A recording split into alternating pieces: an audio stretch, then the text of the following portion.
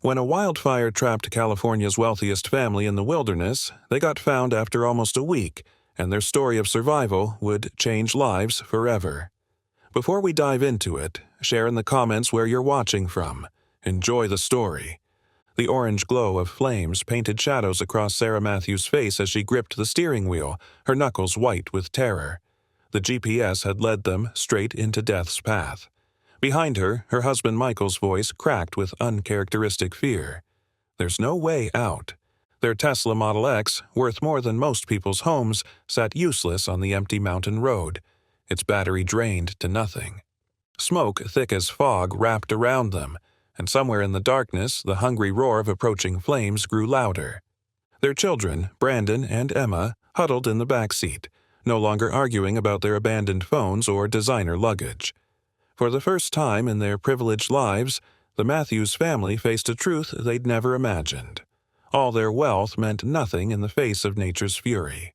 But what happened next would test more than just their survival skills. It would strip away every pretense, every carefully maintained facade, and force them to confront the broken bonds they'd hidden behind closed mansion doors. Sarah's hand trembled as she reached for the door handle. "We have to run," she whispered, "but we have to stay together." Michael's bitter laugh cut through the smoke-filled air. "Together? When have we ever been together?" Their daughter Emma's voice shook as she spoke.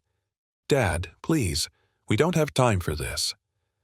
But time was exactly what they would get. 7 days that would change everything. 7 days that would either tear them apart forever or forge them into something stronger than they'd ever been. As they stepped out into the wilderness, none of them knew that this nightmare was actually the beginning of their salvation. And what they would discover in those woods would spark a revelation that would touch millions of lives. But first, they had to survive the night, and the flames were getting closer. The darkness beyond their phone flashlights seemed alive, pulsing with shadows and unseen dangers. Sarah led the way, her designer hiking boots barely used from photo shoots and charity events, now scuffed and ash-covered. Behind her, Michael limped slightly, his pride wounded more than his leg after stumbling on their hasty descent from the road. Brandon and Emma followed, their private school postures crumbling under the weight of their backpacks. They'd grabbed what they could: water bottles, protein bars, and a few essential items. Emma still clutched her Louis Vuitton purse, now stuffed with practical items instead of makeup and credit cards. "We need to find shelter," Sarah called back, her voice steady despite the fear churning in her stomach. The wind carried embers overhead, like deadly fireflies dancing in the night sky. The roar of the wildfire had become a constant backdrop, a reminder that every step could mean the difference between life and death. Michael's frustration finally boiled over. "This is ridiculous," he snapped. "If we'd left when you first said, Sarah spun around, her flashlight beam catching his face.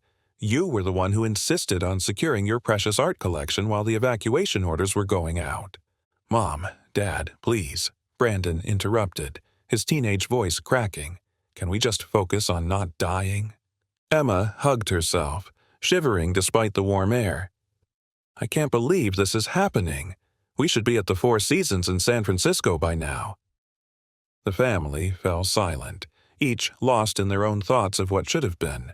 Just hours ago, they'd been in their $12 million Bel Air mansion, their biggest worry being which vacation home to flee to. Now they were trudging through unknown wilderness, the very real threat of death nipping at their heels. A sudden crack of breaking branches made them freeze. Something moved in the darkness beyond their lights. Emma grabbed Brandon's arm, while Michael instinctively stepped in front of his children. "Mountain lion?" Brandon whispered, his voice tight with fear. Sarah shook her head, trying to pierce the darkness with her flashlight. "No, they usually hunt alone. This sounds like—" The howl that cut through the night answered her unfinished thought. Coyotes. And they weren't alone. "The ravine," Sarah said urgently, gesturing to a steep slope nearby. "If we can get down there, we might find a defensible position." Michael stared at her. "Since when are you a survival expert?"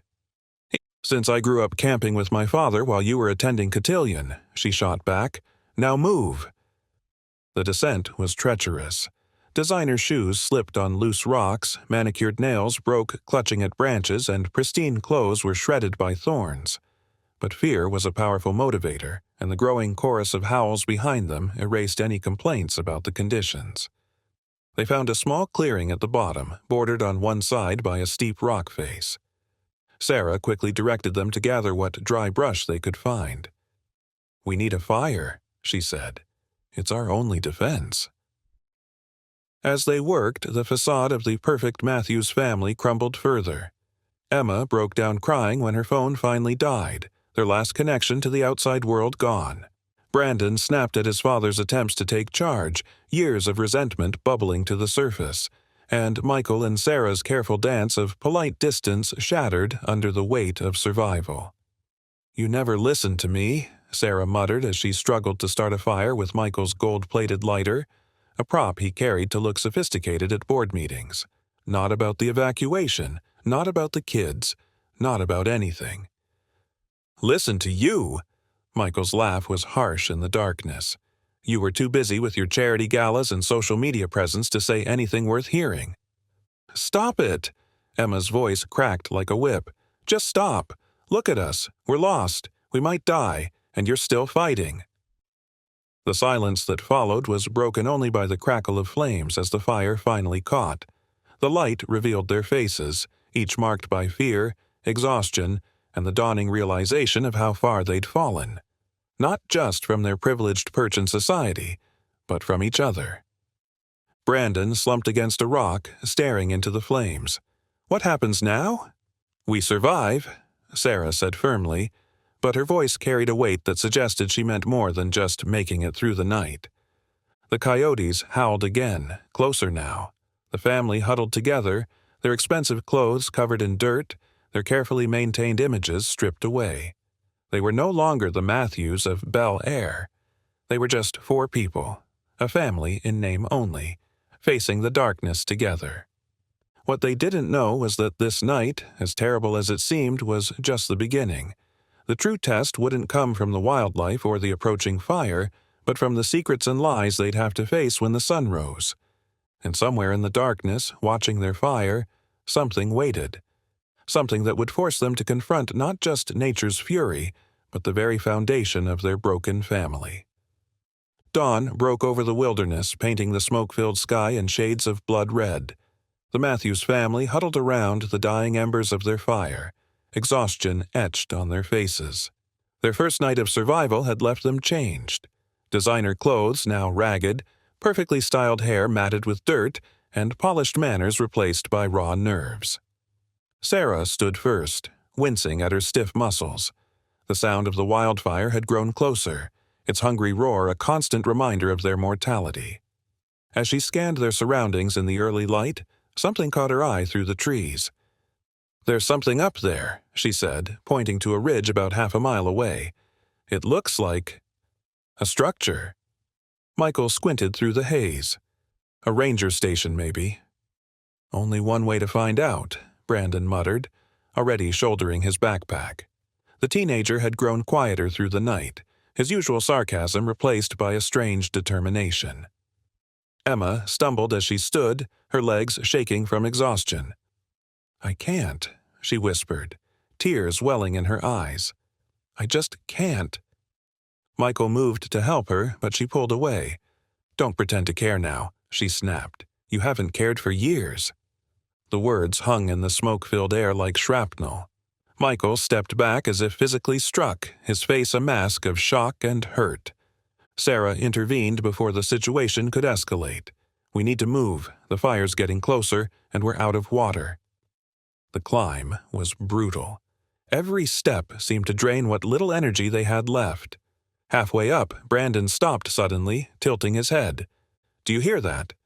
They all froze, listening. Through the constant roar of the approaching fire came another sound, a low, rhythmic thumping. "Helicopter?" Emma asked, hopefully. Sarah shook her head. "No, it's coming from up there." She pointed toward their destination. As they crested the ridge, the source of the sound became clear. What they'd thought might be a ranger station was actually an old cabin, and on its porch, a broken screen door banged steadily in the hot wind. But it was what they saw through the cabin's dusty windows that made them stop in their tracks. Inside, untouched by time, sat a dining room table with 4 place settings, as if waiting for a family that never arrived.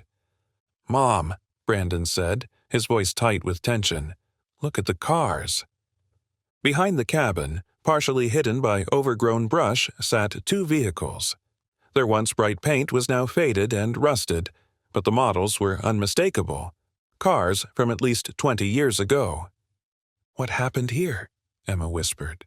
Michael stepped forward, reaching for the cabin's door handle. "Let's find out." The door creaked open, releasing the musty breath of decades past. Dust motes danced in the beams of light that pierced through the dirty windows. The table they'd seen was set for dinner, complete with tarnished silverware and moth-eaten placemats. But it was what sat in the center of the table that drew their attention. A leather-bound book, its pages yellowed with age. Sarah reached for it with trembling hands. As she opened the cover, a photograph slipped out, floating to the floor like a dead leaf. Emma picked it up, gasping softly. The photo showed a family of 4, standing proudly in front of the cabin. They were smiling, their arms around each other, their love evident even through the faded colors of the old photograph. "There's a date on the back," Emma said, turning the photo over. "September 15th. Her voice trailed off as Sarah began reading from the book's first page. "If anyone finds this, our time has run out. The fire is coming, and we've waited too long. But in our final moments, we found something precious, the truth about what matters most." The cabin suddenly felt colder despite the approaching wildfire. The Matthews family huddled closer together, unconsciously seeking comfort as Sarah turned to the next page. But before she could read further, a sound outside made them all freeze. Heavy footsteps on the porch, followed by a low growl that definitely didn't come from a coyote. They weren't alone anymore. Michael slowly raised his finger to his lips, signaling for silence. The footsteps on the porch grew louder, more deliberate. Through the grimy windows, a massive shadow passed, larger than any human. Emma clutched the photograph to her chest, her breath coming in short, terrified gasps. Brandon reached for his sister's hand, the first gesture of brotherly protection he'd shown in years. Sarah's eyes darted around the cabin looking for weapons, escape routes, anything that might help them survive. The leather-bound book still sat open in her hands, its pages seeming to whisper secrets of the past. "The back door," Michael mouthed silently, pointing to a narrow hallway. For once, no one argued with his direction. They crept backward, their designer shoes now an advantage as they moved silently across the dusty wooden floor. Sarah clutched the book, unwilling to leave behind whatever message it contained. The growl came again, closer now. Something scraped against the cabin's outer wall, something with claws. Through the kitchen and down the hall they moved, passing a child's bedroom frozen in time. Posters of long-ago bands covered the walls, and a homework assignment still sat unfinished on a small desk, pencil placed neatly beside it. Just as they reached the back door, Emma stopped suddenly. "Wait," she whispered, her voice barely audible. She was staring at something on the kitchen counter. Despite the imminent danger, they all turned to look. There, displayed in a row, sat 5 pristine cans of food. Unlike everything else in the cabin, these weren't covered in dust. They looked fresh, new, recently placed. "Someone's been here," Brandon breathed. "Someone's been leaving supplies." A loud crash from the front of the cabin cut off any further speculation. The front door had burst open. Heavy footfalls moved through the dining room, heading their way. "Run!" Michael said, yanking open the back door. "Now!" They burst out into the morning light, Sarah still clutching the mysterious book, Emma holding the photograph. As they rounded the corner of the cabin, they caught a glimpse through the window of what had been stalking them. A massive brown bear, standing upright in the kitchen, investigating the very spot they'd just vacated. But there was something else, something that made them pause despite the danger. On the bear's neck was a collar, a research tag that glinted in the dusty sunlight streaming through the windows. This area is being monitored, Sarah realized aloud. There might be researchers nearby. The hope in her voice died as another sound cut through the air, the distinct crack of trees succumbing to flames. The wildfire had reached the ridge. They stood frozen between two deadly forces, a massive predator in the cabin behind them and an approaching inferno ahead. The mysterious book in Sarah's hands suddenly felt heavier, as if the weight of its secrets might tip the balance between their survival and doom. "The cellar," Brandon said suddenly, pointing to a pair of slanted doors set into the ground beside the cabin. Like in old farmhouses, they used them as storm shelters. Without waiting for discussion, they moved toward it. Michael and Brandon strained to pull open the heavy doors, revealing a set of stairs descending into darkness. The bear's roar from inside the cabin spurred them forward. One by one, they rushed down the steps, pulling the doors closed above them just as another sound reached their ears, the whooping of a helicopter somewhere in the distance. But in the pitch blackness of the cellar, as the sound of rescue faded away, Sarah clicked on her phone's last remaining battery life to read the next page of the book. What she saw made her blood run cold. "Oh my God," she whispered. "I know why this family disappeared." The weak light from Sarah's phone cast eerie shadows across the cellar walls. The air was thick with decades of dust and untold secrets. Emma pressed closer to Brandon, while Michael stood near the cellar doors, his attention divided between the dangers above and his wife's trembling voice as she began to read. "September 15th, 2003, Sarah read, her words barely above a whisper. The Richardson family's final entry. The name made Michael stiffen. Richardson, as in... "The Richardson mining fortune," Sarah confirmed. "They were like us, wealthy, privileged, living behind walls of money and status. Until they came here." She continued reading. "The fire has cut off all escape routes. We could have evacuated days ago, but Thomas insisted we stay to protect the gold. The same gold that destroyed our family, that turned a father against his children, a husband against his wife. Now, in our final hours, we understand the true price of greed." A heavy thud from above made them all jump. The bear was still there, its weight making the floorboards creak. "There's more," Sarah said, turning the page. "We found something in these mountains, not just gold, but truth. There's a cave system, vast and unexplored. Thomas believed it held more riches than anyone could imagine.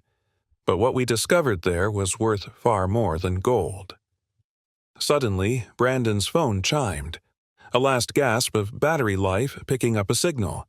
The sound echoed in the cellar like a gunshot. "Quick," Michael urged. "Try to call for help." But before Brandon could dial, a message popped up. His face went pale in the dim light. "It's from 3 days ago," he said. "There's been a massive search for us. His voice cracked. "They think we're dead. They've called off the rescue." Emma let out a small sob. "So, no one's looking for us anymore?" The revelation hung in the air like a physical weight. They were truly alone. Sarah's hands shook as she turned another page of the journal. "Listen to this. The cave showed us visions, reflections of who we really were. The golden walls didn't show our wealth. They showed our poverty of spirit, our emotional bankruptcy." "They were hallucinating," Michael said dismissively, "probably from smoke inhalation." But Sarah pressed on. "We saw what we'd become, a family in name only, bound by blood but divided by the very fortune that was supposed to ensure our happiness. The cave forced us to face our truth." A loud crash from upstairs made them all flinch. Through the cracks in the cellar doors they could see an orange glow growing stronger. The fire was getting closer. "We have to move," Michael insisted. "Find another way out." Sarah's phone light flickered, its battery nearly dead. But before it faded, she read one last passage. "We made our choice. The gold stays in the cave. If anyone finds this, know that the real treasure isn't in the mountain. It's in the love we rediscovered too late. The cave entrance is marked by 3 crossed pines and a stone shaped like a wolf's head. But be warned, what you find there may not be what you're seeking." The phone died, plunging them into total darkness. "I know where it is," Emma said suddenly. "The crossed pines. I saw them from the ridge, about half a mile east." "You want to go treasure hunting now?" Michael scoffed. "We need to focus on survival." "No," Brandon interrupted. "Don't you see? The cave might be our only chance. If it's deep enough, it could shelter us from the fire." The cellar grew hotter, smoke beginning to seep through the cracks. They were running out of time. "The Richardsons," Sarah said quietly. "They were just like us, obsessed with wealth, status, appearances. Their fortune destroyed them just like ours is destroying us." "Our fortune kept us alive," Michael protested. "Did it?" Sarah challenged. "When was the last time you really looked at your children, Michael? When was the last time we felt like a real family?" Another crash from above, closer this time.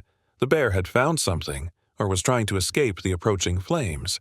They had to make a choice: stay in the cellar and face certain death, or risk everything on a desperate climb through fire-ravaged wilderness to find a cave that might not even exist. But the real question burned deeper than the flames outside. Were they ready to face whatever truth the cave might show them? If you're enjoying this story so far, please consider liking this video and subscribing to our channel. It costs you nothing, but for us, especially in these early days, it means the world. Let's continue with what happens next. Sarah stood, her voice stronger than it had been in years. "We're going to find that cave, together, and whatever we find there." Her words were cut off by a sound that made their blood run cold. The cellar doors were opening. The cellar doors creaked open painfully slow, releasing a shower of dust and debris. The Matthews family huddled together, their hearts pounding in unison. But instead of the bear's massive form, a beam of flashlight cut through the darkness. "Hello?" A gruff voice called down. "Anyone alive down there?" For a moment, no one moved. After everything they'd learned, everything they'd faced, this seemed too easy. "We're here!" Michael finally called back, his voice hoarse. The beam of light swept over them, revealing a weathered face beneath a Forest Service cap. "Well, I'll be damned," the man said. "You're the Matthews family. Everyone thinks you're dead." "The bear?" Emma started. "Old Gus. He's tagged, part of our research program. Been wondering why he kept coming back to this cabin." The ranger's expression grew serious. "But we need to move, now. Fire's less than an hour away and the wind's changing." Sarah clutched the journal tighter. "The cave," she said firmly. "The one with the crossed pines. We need to get there." The ranger's face changed, something unreadable flickering across it. "You found the journal," he said. It wasn't a question.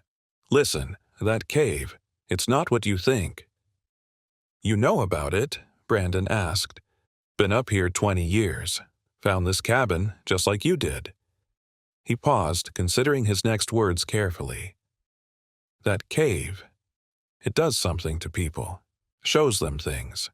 The Richardsons weren't the only family it changed."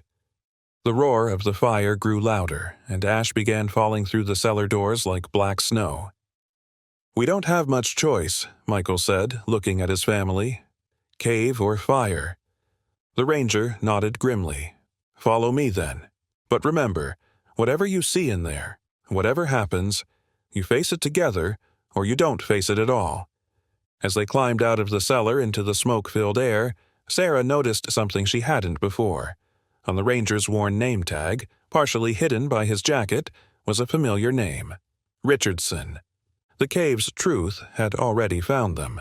Now they just had to survive long enough to face it. The trek through the burning wilderness felt like a descent into hell itself. Smoke turned the morning sun into a bloody orb, and burning embers rained down like fallen stars. The ranger, who had only introduced himself as Rich, led them along a narrow deer trail, his movements sure despite the treacherous terrain. Sarah kept a tight grip on the leather journal, while Emma still clutched the old photograph. Michael had stopped trying to take charge, his usual corporate confidence shattered by their ordeal. Brandon stayed close to his sister, their childhood rivalry forgotten in the face of survival. "There," Rich called out, pointing ahead. Through the smoke, 3 massive pines had grown together, their trunks crossing in an impossible natural arch. Below them, a boulder bore an uncanny resemblance to a wolf's head, its stone eyes seeming to watch their approach. "The mark from the journal," Sarah breathed. Rich turned to face them, his expression grave. "Last chance to turn back. We can still make it to the fire break if we hurry." Michael looked at his family, really looked at them, for what felt like the first time in years. His wife's determination, his daughter's fear, his son's quiet strength. The facade of perfection they'd maintained for so long had crumbled, leaving only raw truth behind. "We need this," he said quietly. "Whatever's in there, we need to face it." The cave entrance was barely visible, half hidden behind a curtain of vines. As they approached, the temperature dropped noticeably, a cool breath of air carrying a strange metallic scent. "The gold," Emma wondered aloud. Rich shook his head. Something else, something older. They entered single file, Rich's flashlight beam leading the way. The tunnel descended sharply, its walls smooth as glass in places, rough as broken bones in others. Water dripped somewhere in the darkness, each drop echoing like a distant bell. "The Richardson family found this place by accident," Rich said as they walked. "They were running from a wildfire just like you, but what they found here." He trailed off, his voice heavy with unspoken meaning. The tunnel opened suddenly into a vast chamber. Rich's flashlight beam couldn't reach the ceiling, but it caught something else. The walls glittered with veins of gold, creating endless reflections that danced like living things. "Oh my God," Michael whispered. "There must be millions in here." "Billions," Rich corrected. "But that's not what the cave shows you." Before anyone could ask what he meant, the chamber filled with a soft, pulsing light. The golden veins began to glow with an inner fire, and in their reflective surfaces, images started to form. Sarah saw herself at charity galas, phone in hand, ignoring Emma's attempts to talk about school. Michael watched himself missing Brandon's soccer games for board meetings. The children saw themselves growing more distant, choosing designer clothes and social media over family dinners. But the visions didn't stop there. They showed deeper truths, moments of connection lost to ambition, love sacrificed for success, a family dying slowly beneath its perfect exterior. "Make it stop," Emma sobbed, but she couldn't look away. The images shifted again. Now they showed possibilities. What could be if they chose differently? Family game nights, real conversations, moments of genuine connection and love. "The cave shows you your reflection," Rich said softly. "Not what you look like, but who you are, and who you could be." Michael reached for Sarah's hand, tears streaming down his face. "We lost our way," he whispered. "Somewhere between the first million and the last, we just lost our way." Brandon moved closer to Emma, putting an arm around his sister's shoulders. "We can find it again," he said. "Can't we?" Before anyone could answer, a deep rumble shook the cave. Dust and small rocks showered down from the unseen ceiling. "The fire," Rich said urgently. "It's changing the air pressure. We need to go deeper or leave now." "But the gold," Michael started, then stopped himself. No, that's not what matters." Another rumble, stronger this time. A crack appeared in one of the chamber walls, right through a reflection showing their family as it once was. Young, happy, whole. Sarah opened the journal to its final page, reading quickly by the light of the glowing walls. "In the end, we chose wealth over love. Don't make our mistake. The cave has one last chamber, deeper still. What you find there will either save you or destroy you." Rich's flashlight beam found a narrow tunnel leading down. "Choose quickly," he said. "Time's running out." The Matthews family stood at the crossroads of their fate. Behind them, the way back to their old life was literally burning. Ahead lay an unknown that promised either redemption or ruin. Sarah looked at her husband and children, seeing them clearly through eyes washed clean by tears and truth. "Together," she said firmly. "Whatever's down there, we face it together."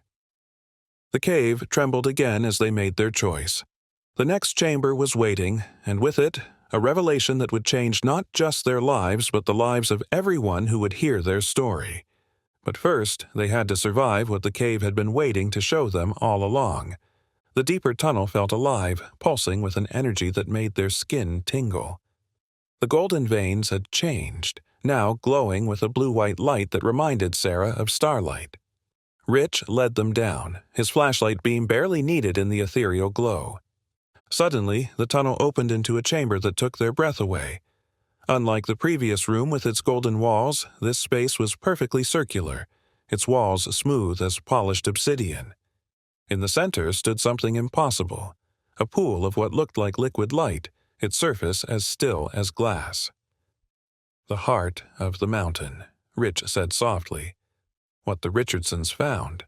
What changed them." "Changed them how?" Brandon asked, his voice echoing strangely.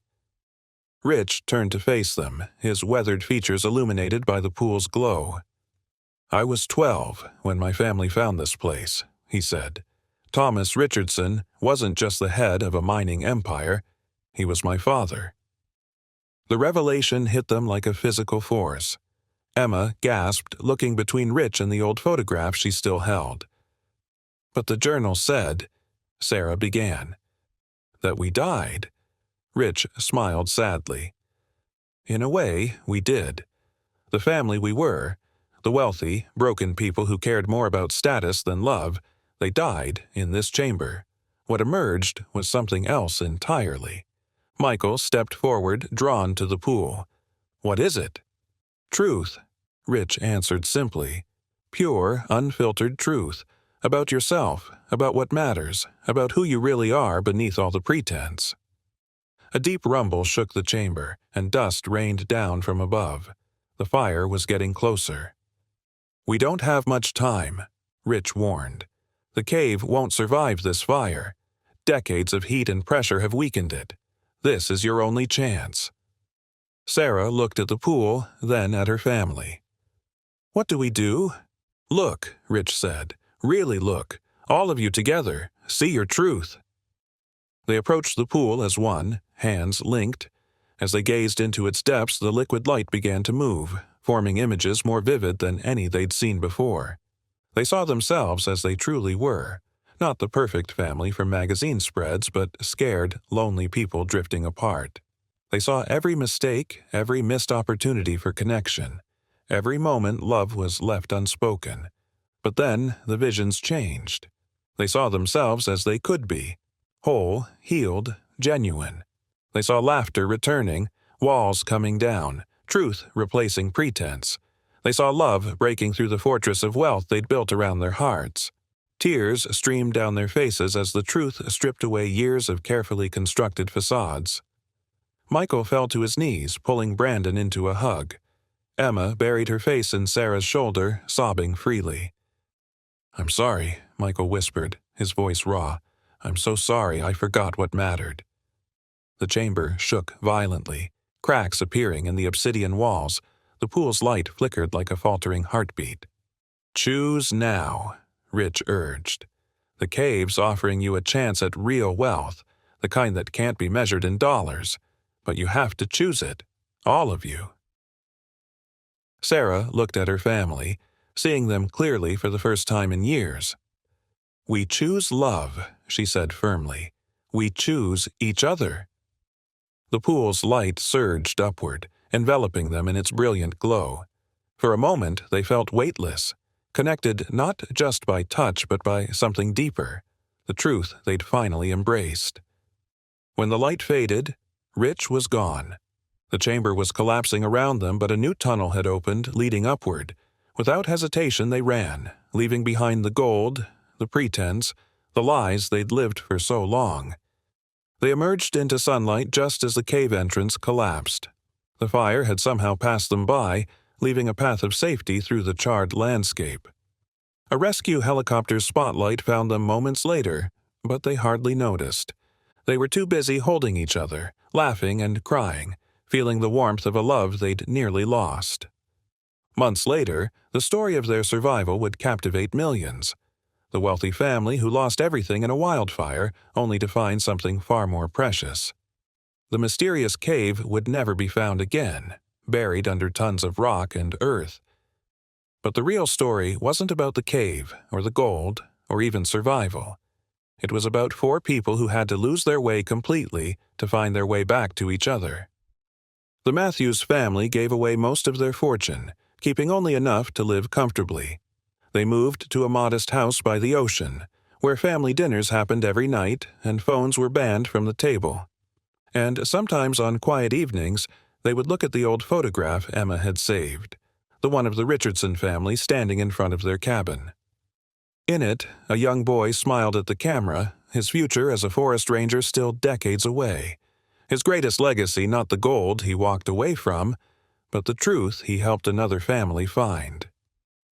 Some treasures, Sarah would say, holding her family close, are worth far more than gold. The Matthews story spread far beyond their own transformation.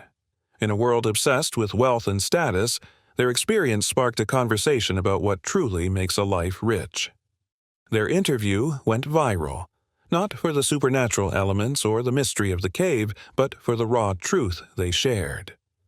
"We had everything," Michael would tell audiences, his family beside him, their hands intertwined.